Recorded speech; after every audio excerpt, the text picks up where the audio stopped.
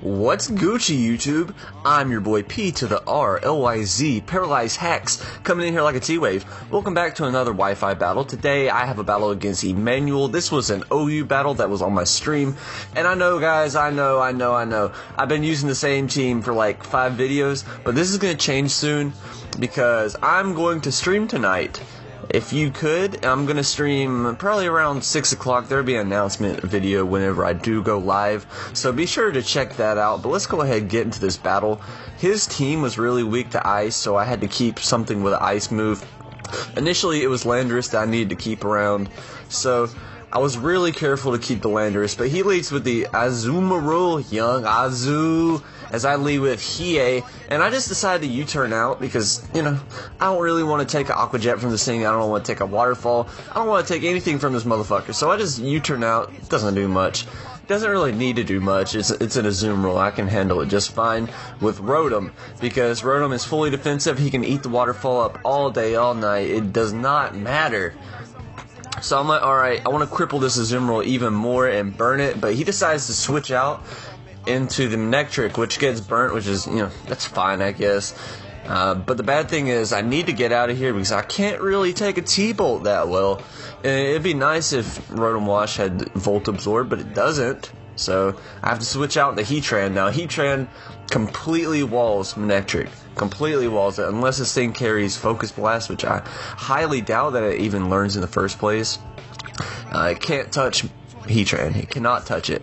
So for all you guys, you know, trying to play competitive and whatnot, use Heatran. It's a fantastic wall. But he Volt switches out, and I'm just like, alright, I can eat that up with it. But he goes into the Azumarill, which kind of sucks for me, and because that means that I do need to get out of there.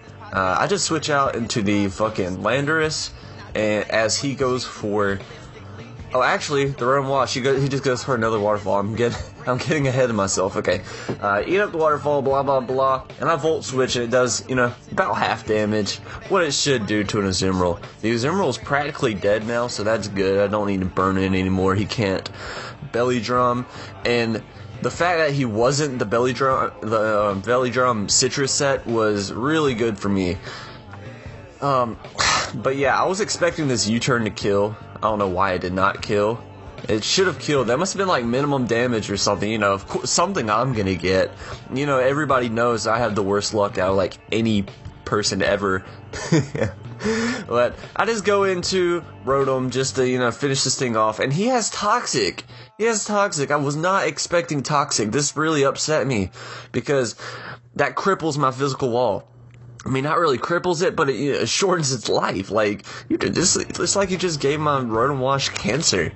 But the Azumarill's out of the way, but now he brings in the Mamoswine, and he actually went for the double switch, I guess because he thought that I was going to burn the Mamoswine, and that was a fantastic play on his part. So, he just wrecked me right there. I don't remember this battle too well to remember, like, you know, what I was thinking there, but he predicted the shit out of me, so I'm like, alright, whatever, I just need to get out of there. He Volt Switch, Heatran eats it up, you know, Wall of the Year, of course, Wall of the Year. But he ends out going into the Garchomp. Now, the Garchomp is a huge threat to me because it carries Earthquake, but luckily I still have Landorus around, so I just go into Landorus because, I mean, it's pretty fucking obvious that the Earthquake is coming my way. So, might as well have something that's off the ground that can, you know, not be affected by the Earthquake. That'd be fantastic. But here, I just go for the HP Ice because it'll probably get rid of it. As he goes into the Mamoswine and eats it up. Really good play on this guy's part, by the way. Really good part. This guy made some really good plays. So, Mamoswine is pretty much completely countered by Conkeldurr.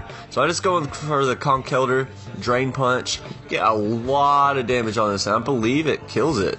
Almost. But that's good. After this, I can just go for the Mach Punch if I'd like, but I just decided to go for the Drain Punch, because I know that Ice Shard isn't going to do a lot.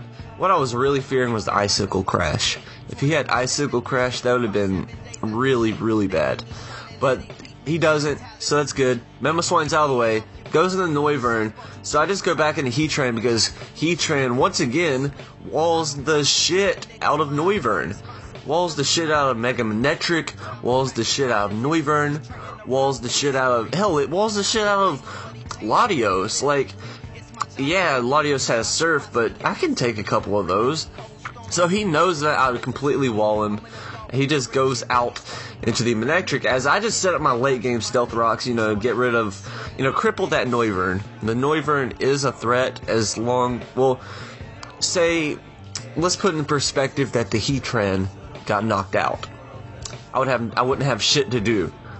So I need to preserve this Heatran.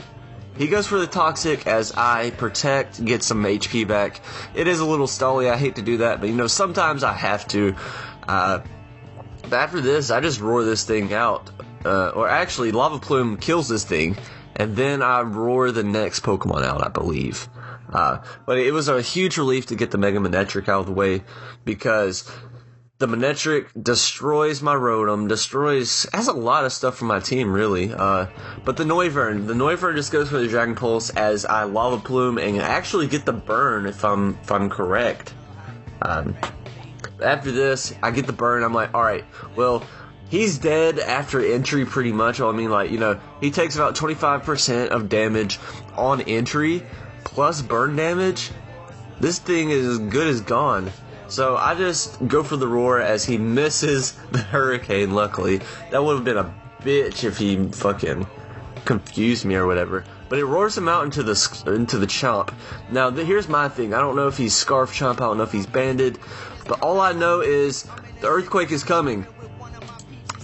But unfortunate for me, the prediction was wrong. He goes for the Outrage and gets the critical hit, knocking out my Landorus. Oh my lord, this was like crazy. I was like, oh my god, this can be really, really bad.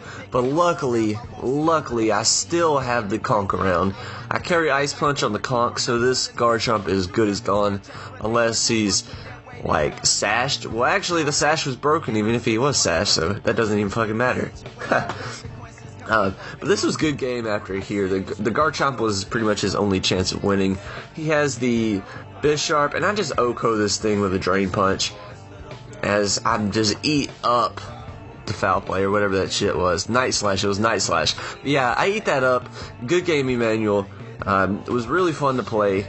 I mean, you know, I love games like this. That there's not really a lot of stalling. It's just pretty much all-out offensive. Really fun, really fun. Mach Punch takes care of the Noivern, and that is good game. So, if you guys enjoyed that, please be sure to drop a like, as it helps out my channel a ton. And I'm going to be streaming later tonight, be sure to look out for that. But anyways, guys, I'm going to go ahead and head out of here. I am your boy, P to the R-L-Y-Z, Paralyzed Hacks, coming in here like a T-Wave. I'm out here. See ya.